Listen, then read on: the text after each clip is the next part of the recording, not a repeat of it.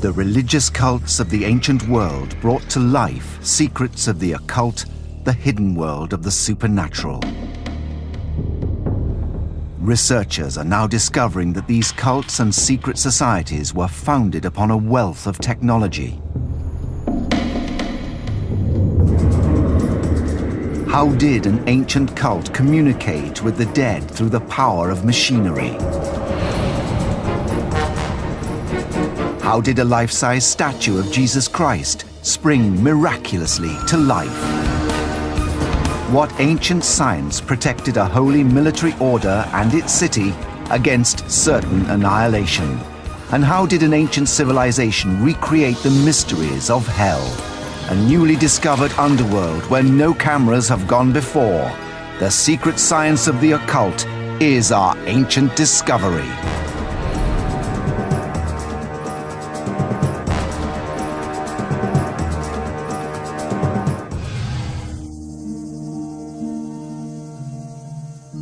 The study of the occult is where science meets magic. New discoveries beneath these ancient temples reveal that their people combine technology with religion, creating an occult underworld beneath the Earth's surface. We begin in Mexico with the Mayan civilization. It's easy to think that the occult is just myths and fiction, but when you start to apply archaeology and science, you can really get to the truth and the nuggets of real fact that underlie all of them. In 600 AD, when the once great cities of Europe were in decline, the city of Chichen Itza was in its ascendancy. Temples were aligned with the solar system using an advanced understanding of geometry and astronomy. The people of Chichen Itza reached for the stars, the abode of the sun god and countless other deities. But living in the darkness underground were the other gods, the gods of death. We're very fortunate in that the Mayans decorated all of their temples with glyphs and inscriptions and carvings, which has given us an incredible insight into their life and culture. Even more so is a mysterious 16th century document known as the Popol Vuh. The Popol Vuh is a sacred text transcribed in the 16th century from ancient hieroglyphs. It describes a mythical civilization, an occult underworld known as Xibalba. Xibalba is the Mayan underworld, the place where all the souls want to get to be able to enjoy the afterlife. But the thing about Xibalba is it's not easy to get there. It's a real challenge. You've got to go through many ordeals for your soul to be able to enjoy the benefits of the afterlife. Although Xibalba lives on in myth, could it also be a real place, hidden somewhere deep in the earth beneath us? In ancient Mayan culture, Xibalba is linked to what are called cenote, naturally occurring sinkholes which are filled with rainwater over thousands of years. This cenote is the source of water for the whole city of Chichen Itza. Without this, the city could not survive.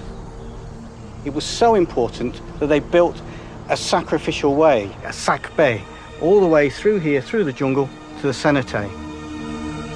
Human sacrifices have been discovered in the cenote, including the remains of young children and women.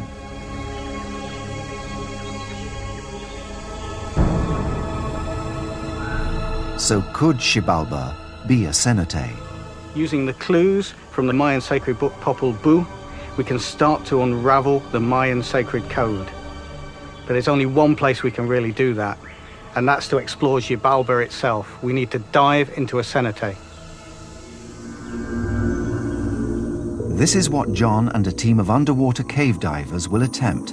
They've traveled 70 miles west of Chichen Itza in search of evidence for this ancient underworld. I've got to admit, this is incredibly exciting. How many people have the privilege to sort of dive and explore such an important archaeological site?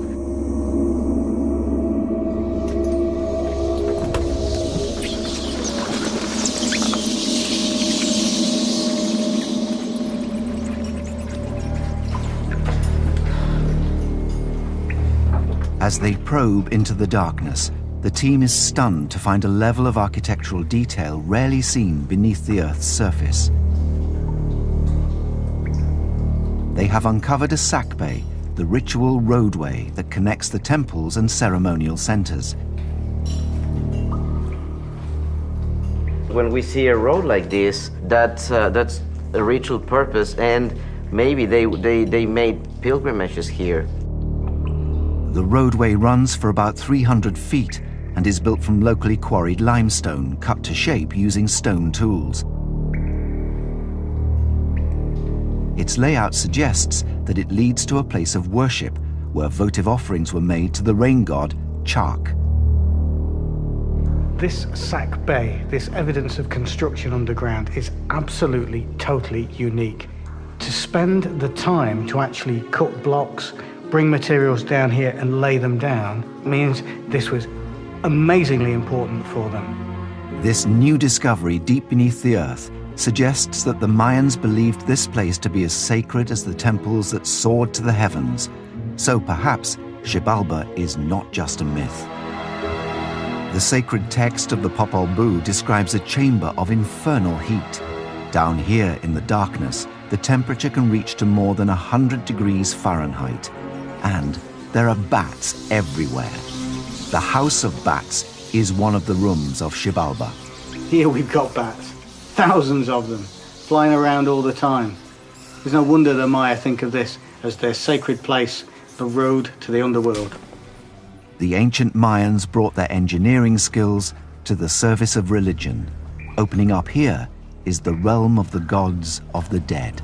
Here we are finally in the huge body of water that all this causeway was made for. And we are right on the final steps in order to have access to the cave, which is right in front of me. Really easy to imagine as you come down that causeway, that sacred way, just how an ancient Mayan might have felt. It's scary, especially when the bats are flying across your face and things like that. But it is exciting at the same time. And then to come down here and find this pool of incredibly clear, sweet water in a dry place such as North Yucatan, this has to be a gift from the gods. There's no other words for it. Despite all the team has discovered, this underworld seems to stop short of what is evoked in the myth. According to the Popol Vuh and illustrated in the temple carvings, the way of the dead comes to a path that turns to the west, the way to the afterlife. So why is it blocked with water? Is it because the water levels in the cave have risen over the centuries? To answer this question, it's time to put on the diving gear and investigate the cave complex further.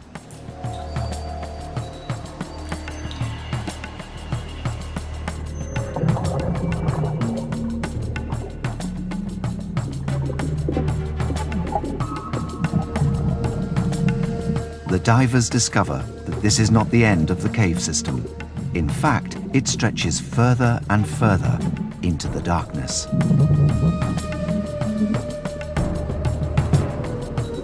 As they journey deeper, they discover other rooms, some with air pockets that allow them to take off their breathing apparatus. Could these be the houses of demons as described by the Popol Vuh? We enter the first room, and it's truly beautiful. It's wonderfully decorated with stalactites and stalagmites. Stalactites and stalagmites can only form in air, proof that these caves were once dry and that the water table has risen. The Popol Vuh talks about the House of Knives, a room filled with blades and razors that the souls of the dead must overcome on their journey to Xibalba. Did it look like this? Then we enter another room that has a large pocket of air, so you can walk through this part to get to a further room. You go back underwater, and as you come up again, you enter a further room. It's truly exciting. You can feel a certain energy that comes from the respect and care they showed for this place. And entering it is like being in another dimension. These new discoveries bear an uncanny resemblance to the Xibalba described in the Popol Vuh. It's fantastic. It's just fantastic because you get here, you just get to the end of the road to Xibalba, and right in front of it, you find a cave that goes exactly towards the west. And I'm excited about the west because this was the road to Xibalba. The Mayans had a vision of the underworld that seems to correspond with a real place underground. They peopled it with gods and souls of the dead. Are these discoveries beneath the earth evidence of the convergence of the real and the occult in Mayan religion?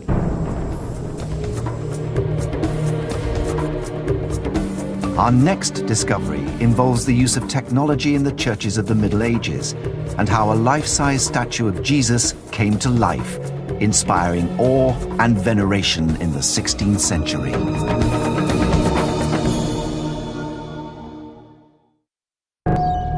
Religions and cults throughout the world are steeped in mystery, intensified by ritual and secrets. Some alleged miracles or supernatural acts have defied logic for hundreds of years.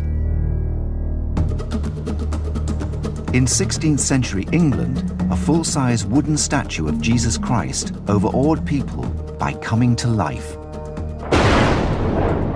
It was able to frown, it was able to smile, to move arms and legs, and the whole thing must have seemed like pure magic to the congregation who were there. The statue was known as the Holy Cross of Grace, or the Rood of Grace. It belonged to the monks of the Abbey of Boxley in the Diocese of Canterbury. Word of its legend spread, and pilgrims throughout Europe travelled to the small Kent village to witness its miraculous powers of movement. Now remember, we're talking about a congregation who were illiterate. All they had to believe in was what the church told them to believe in. The image of a moving Christ must have been the most incredible, awesome experience. The cross was situated on a screen called a rood in the middle of the church, the focus of worship. Behind the screen was the sanctuary, a place of mystery, where the daily miracle of the transformation of bread and wine into Christ's body and blood took place. Christ on the cross is the main focus of attention, and it allowed the medieval viewer to contemplate his suffering. Christ's death and resurrection is at the heart of Christian belief, and his agony on the cross is a powerful image. In the Middle Ages, such statues were made as lifelike as possible. At Boxley, the statue went one step further. From lifelike, it came to life, opening its eyes and moving its lips. Behind me on the wall, we have painted images of heaven and hell. These were real places to a Tudor congregation. And the moving Christ made this real. If Christ smiles, you are safe. You will find salvation. You will find your way to that heaven. If Christ frowns, then hell beckons. What caused a lifeless wooden statue to move and speak was a higher power at work, one that could breathe life into an inanimate object. Or was there a more human agency at work, one which sought to exploit the innocence of the faithful? To answer these questions, we have to go back to the eyewitness accounts of the time, when the secret of the Rood of Grace was first unmasked. 16th century England was a time of immense religious upheaval, a time when men and women were prepared to kill and die for their beliefs. Henry VIII broke away from the Church of Rome when it became apparent the Pope would not grant him a divorce from his wife, Catherine of Aragon, shattering the unity of Western Christianity forever. Henry VIII breaking with the Church of Rome is a big step because, and he knows it, he is the first king actually to turn against the Pope.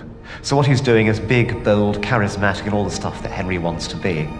Henry ordered the systematic destruction of England's monasteries, confiscating their immense wealth in the process. To support his actions, he gathered evidence of the clergy's financial, sexual, and religious misdemeanors.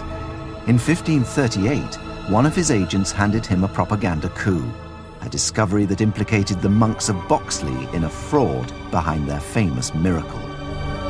A man called Geoffrey Chambers talking about the Rood of Grace at Boxley Abbey. On defacing the late monastery of Boxley and plucking down the images found in the Rood of Grace, which has been had in great veneration, certain engines and old wire, with old rotten sticks in the back of the same, which caused the eyes to move and stir in their head thereon. The discovery of wires exposed it as a temple machine, engineered by an unknown English carpenter and operated by a hidden monk. Exactly how the monks manipulated the mechanism is not clear, since the physical evidence has long since disappeared. It's likely that the head of the figure was pivoted at the back, the eyes moved by wires to open them, and the lower lip attached to a simple leather hinge that was also operated with a wire to make the mouth look like it was speaking. What happened to the Rood of Grace is that it was taken down and it was exhibited in various places in Kent and then finally in London. The reason for this was London was already the biggest city in the world. The exposure of the miracle as a mechanical fraud served Henry well. The whole deal with the Rood of Boxley, the Rood of Grace, is that it's one of the showpieces of Henry VIII's Reformation. It's paraded around London, it's shown off to the royal court, and finally it's ceremonially burned. And it's used as their biggest single exhibit to prove that the old church was full of trickery and fraud.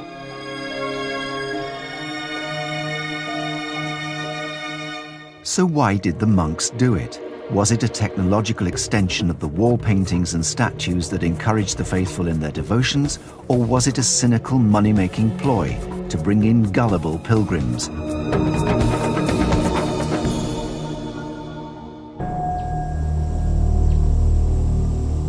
Ancient Discoveries has investigated the use of technology and engineering to reinforce the faith of believers.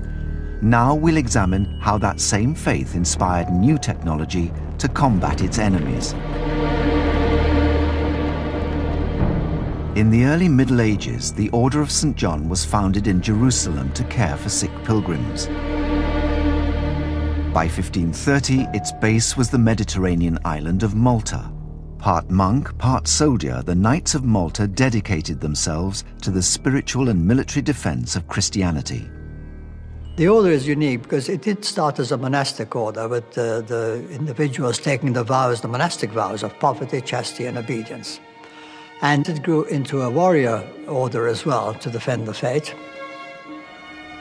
The Knights of St. John were in a religious and military battle with the Islamic Empire that threatened to overrun the whole of the Mediterranean.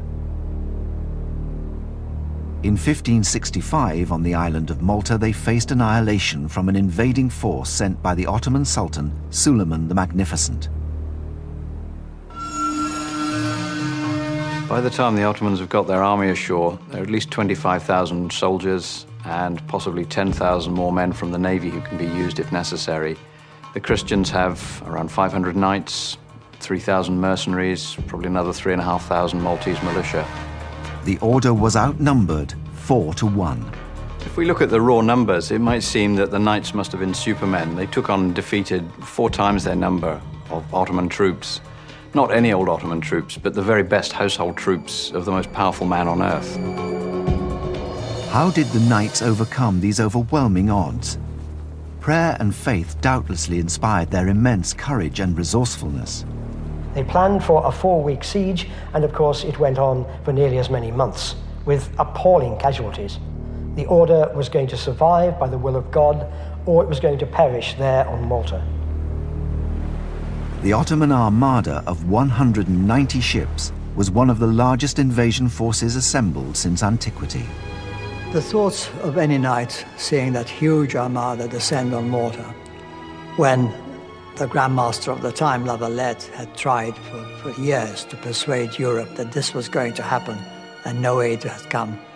It was a small force, and we thought, how could we possibly survive this? The order married one of man's oldest resources to technology.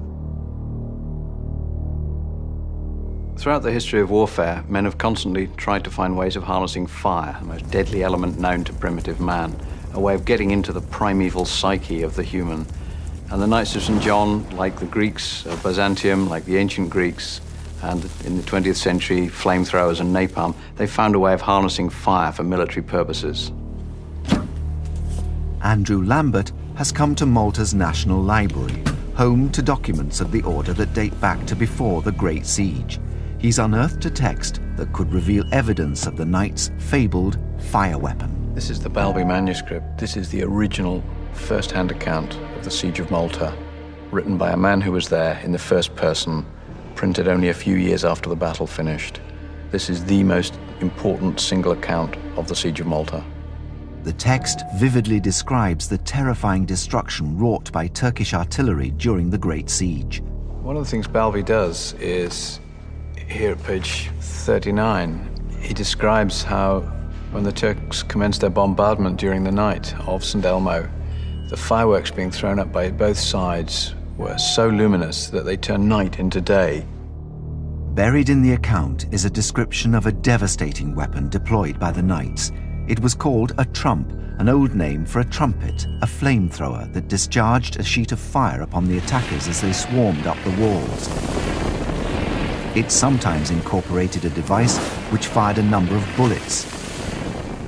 Balbi tells us how the trumps work, and he gives us a great opportunity to try and replicate those results. Do these things do on test what Balbi tells us they do at Fort St. Elmo? Gunsmith Ian Henn takes up the challenge of recreating the military technology of the knights. He's attempting to build and fire the flamethrower Balbi describes. Using sheet iron rolled into a tube, Ian produces a large version of the trump, 12 feet in length. The metal is heated to over 1,000 degrees, then shaped into its trumpet-like design. We can estimate how effective it would have been, but we can't really tell until it's gone through a proper test firing. At a disused stone quarry, Ian has come to put the 16th century flamethrower to the test. We'll be using modern blasting gunpowder, very similar to the powder they would have used in the Siege of Malta.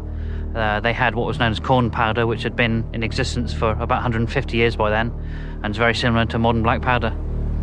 Ian's first test will examine its capability as a flamethrower. The gunpowder charge is loaded into the muzzle and then ignited with a burning fuse.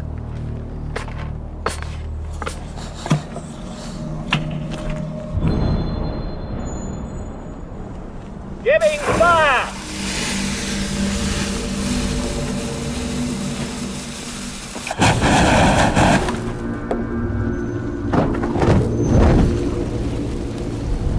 The first test demonstrates that at short range, the trump could be lethal. What we've just seen is a highly efficient early modern flamethrower. Remember, the enemy are wearing long flowing silk robes. They're going to burn just like this. It's a highly effective way of stopping an attack. The last thing these guys are going to be thinking about is carrying on and breaking through into the defenses. They're going to want to put these clothes out. They're going to want to stop burning. What made the trump an even more effective weapon was its reported ability to attack the enemy twice, first with the flame and then after with projectiles. A second charge of gunpowder was placed at the back of the iron chamber and loaded with projectiles. Ian sets up the trump to replicate this. First, the team will fire the flame from the front of the muzzle. They will then ignite the second stage charge via the touch hole at the back of the trump, shooting out small stones and shards of metal at the target. Giving fire! Have a care!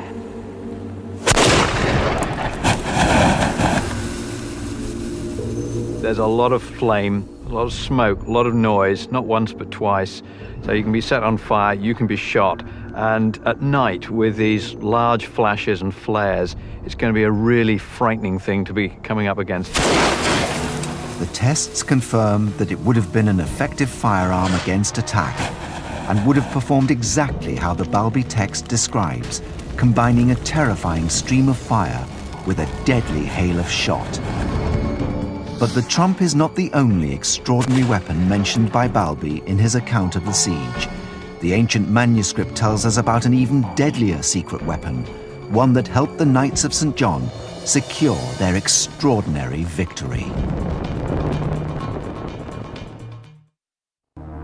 In 1565, on the Mediterranean island of Malta, a religious order of warrior monks called the Knights of St. John was under siege by a force 4 times its size, sent by the Ottoman Emperor Suleiman the Magnificent.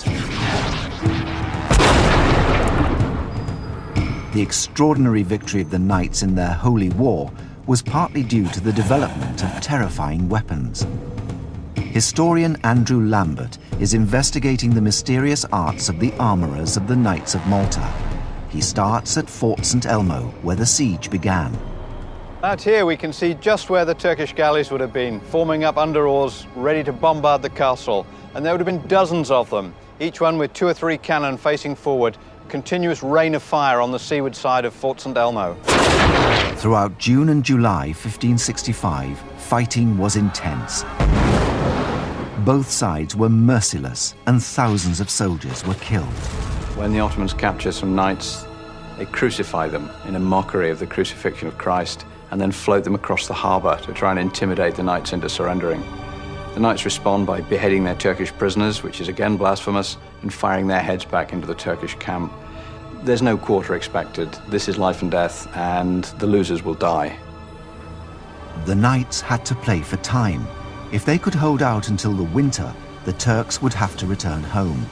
Until then, they needed every possible device and stratagem to keep the Turks at bay. One of the devices described in the ancient texts is known as the fire hoop.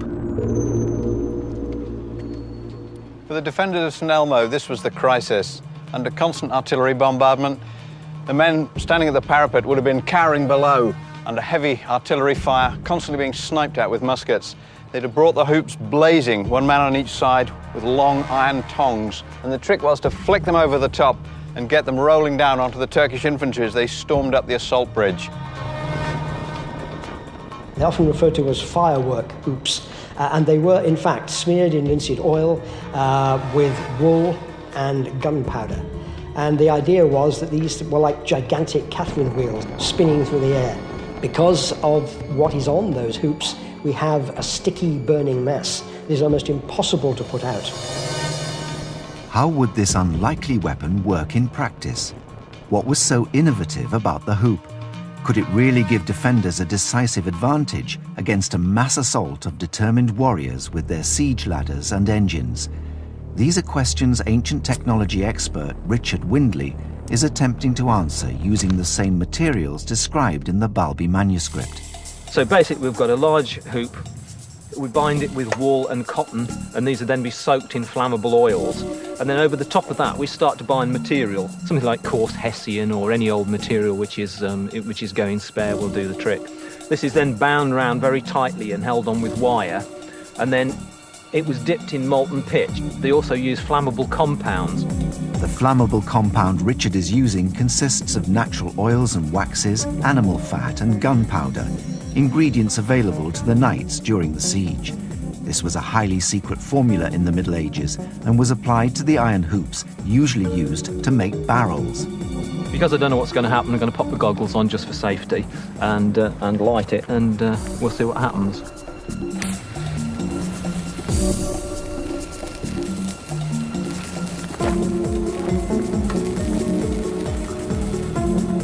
Well, that seems to be burning for quite a prolonged period, and what's interesting is we can actually see the molten pitch dripping off. Now, when I actually applied the pitch to this, I got 1 or 2 spots on my hand. It is very, very nasty, and if you get any quantity on you, it adheres to the skin and it produces very, very nasty burns. After successfully testing the flammable material, Richard will try out the hoops.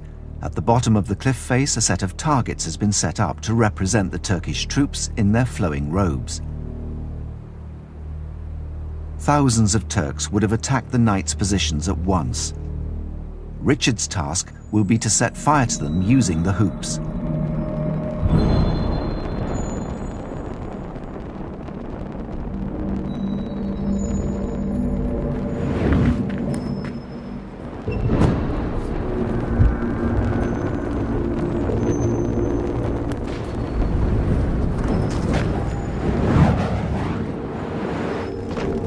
Despite their simple appearance, the damage caused by Richard's fire hoops is remarkable, giving us an indication of why the weapon was so critical to the knights. The highly flammable compound smeared around the hoops allows them to burn for nearly half an hour, and they're very difficult to extinguish.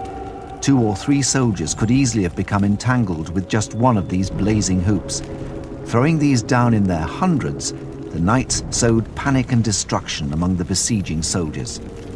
they actually caused a lot more damage than all the other arsenal of weaponry which they had available to them. In their own small way, the fire hoops played a critical part in the successful defense of Fort St. Elmo, far longer than the Knights had anticipated or the Turks had hoped that the siege would last. So they might just have tipped the balance between success and failure in what was the pivotal battle of the 16th century. The Knights came within days of defeat. By September, they had just 600 men able to fight, but they held out. The Ottoman army was depleted and demoralized. They gave up the siege and sailed back to the east. These two forces met, they fought it out, and the Christians came out on top. This time, a little bit of skill, bit of luck, some new weapons, but ultimately the Christian West would triumph because it had a more powerful economy, more innovative technology, and within 150 years, the Ottoman Turkish Empire was a backwater, and it was the Christian West that ruled the world. In our next ancient discovery, we investigate an archaeological site, the entrance to a mysterious world in which the ancients used their knowledge of the supernatural to recreate the realm of the dead here on Earth.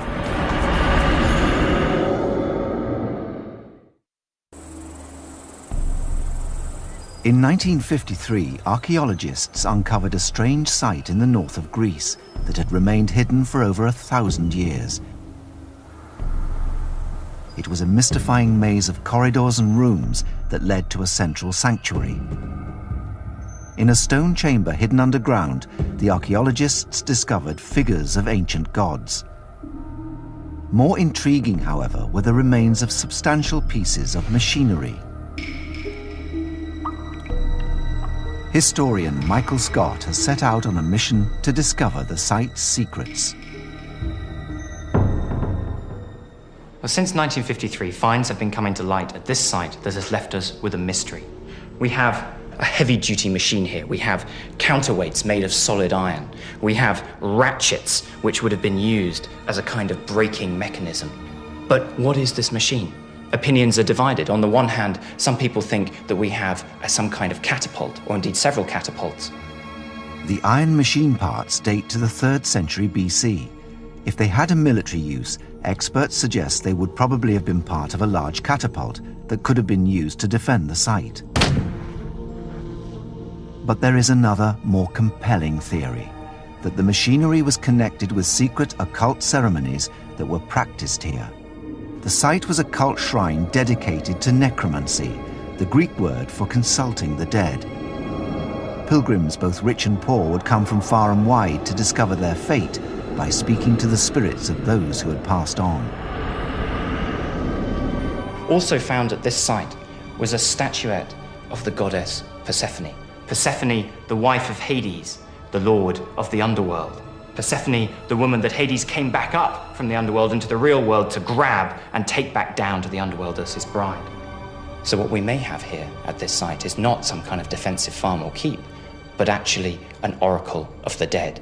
And these heavy-duty weights, this lifting mechanism, may well be something to do with that oracle. But why would a place of religious ceremony need heavy machinery? Did the pilgrims need help in visualizing the ghosts they were consulting?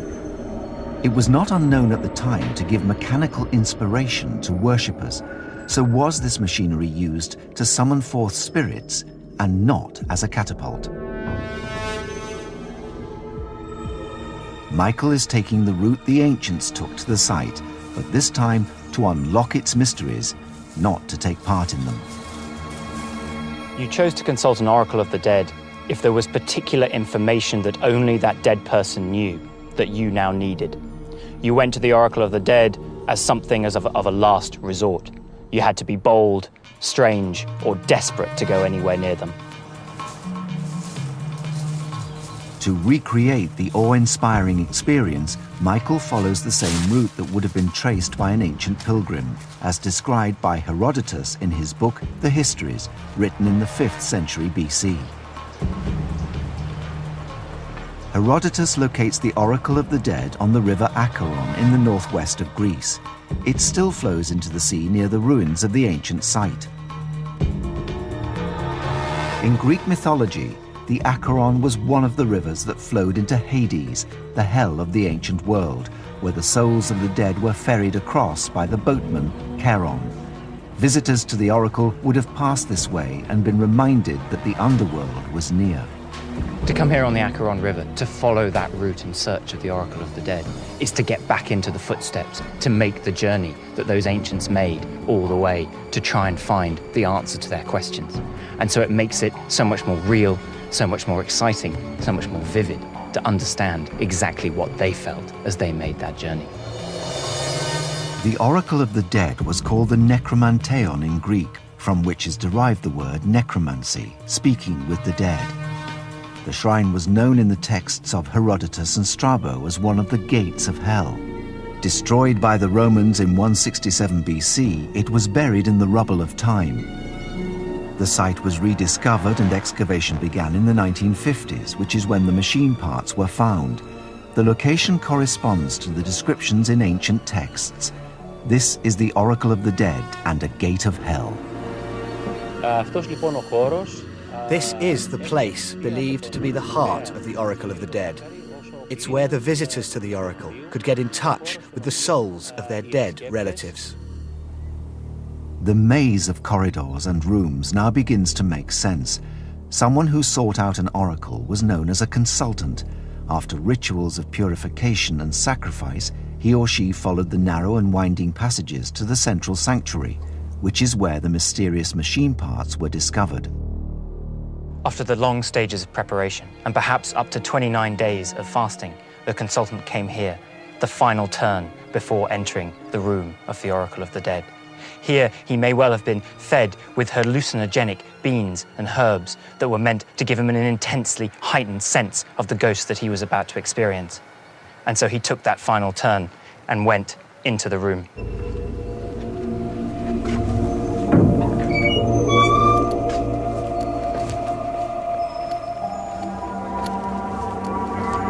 Upon entering the oracle chamber, the consultant would be disoriented by the natural hallucinogens, their psychedelic properties enhancing the person's perceptions and emotions.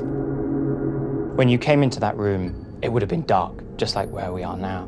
The priests would have been chanting more and more incessantly, creating the atmosphere. And then, out of nowhere, out of the mists of time and the underworld itself, came a vision of that spirit, and perhaps a voice echoing up, answering your question.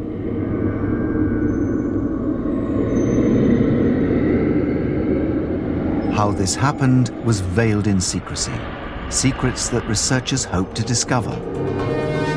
They're investigating the theory that the mechanical parts found at the site belonged to a machine that lowered the ghostly apparition as described by Herodotus in his account of the Oracle of the Dead.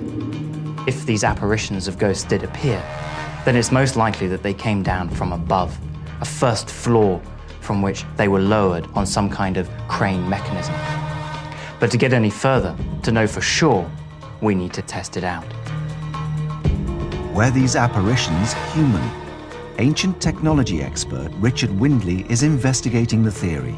Using the iron components recovered from the site as his template, he's reconstructing a mechanical lifting device that could have been mounted in a room above the central sanctuary. There are one or two rather mysterious objects which are sort of cog-like. Now, my feeling is they're probably not cogs. They look more like some sort of ratchet device. And this would be consistent with a kind of simple winch technology. Michael has joined Richard at the Ancient Discoveries testing facility, where they'll try to work out how the ancient priests created their spirit from the underworld. To lower the priest, Richard has constructed a winch-based crane that lowers a piece of rope using a hand crank, similar in principle to a winch on a tow truck. The machine is constructed out of iron and wood and has a ratchet on the side of the shaft which can be used to stop the weight returning back down. With a big long handle, you can actually apply more leverage to a relatively small shaft, and around this shaft we wind the rope, so that for every sort of major turn of the handle, the rope is only moving a few inches. We call this mechanical advantage. The handle may move actually through several feet, whereas the rope's only moving through several inches. Using this mechanical advantage, Richard's machine can lift or lower up to 300 pounds on the rope by applying only a few pounds of force on the handle. To test this crane lifting mechanism, we've recreated the archaeological site. Imagine I am the consultant coming in to the Oracle of the Dead. Richard, up on the first floor, replaces what is now the church at the site, where there would have been a hidden first floor with the crane tucked away. And below that, we have our stuntman, John, who's going to play the part of the priest who would have been let down into the consultant room to pretend to be the spirit of the dead come to answer the question. Such a machine was common in the theatres of the ancient world, to lower gods from heaven onto the stage. Here, it's used to summon a spirit from hell. In their disoriented, drugged state, in the smoke and noise and flickering light of the sanctuary, consultants would believe they had seen a spirit from the underworld. As the consultant came into the chamber and saw through the mists the priest pretending to be that spirit of the dead the consultant had come so far to talk to, the consultant may well have finally got his answers to the questions he had sought. The consultation finished with the pronouncement of the oracle. The consultant was sworn to secrecy about what he had witnessed, or rather believed he had witnessed. He was then ushered out of a side door, firmly believing in his encounter with the dead. There wasn't a question of whether they believed or not believed. There was no alternative to the fact that the gods controlled the world and that the dead lived in the underworld. That was the way things were. And so when they came here, when they saw, or at least thought they saw, the spirits of the dead rising once again, it's almost certain that they would have believed what they were seeing, because they had no reason to question it. Archaeological discoveries in Greece and at the Ancient Discoveries Testing Facility have revealed the technology behind the supernatural. We now know that the spirits were summoned not by magic, but by machinery. Religions, cults, and secret societies have strived to bring the supernatural down into our world, to make the occult real. But they've also called on technology to inspire and sometimes manipulate their followers. Ancient Discoveries has revealed the yearning of the ancients to explore the supernatural and their willingness to marry the science of this world to the science of the occult.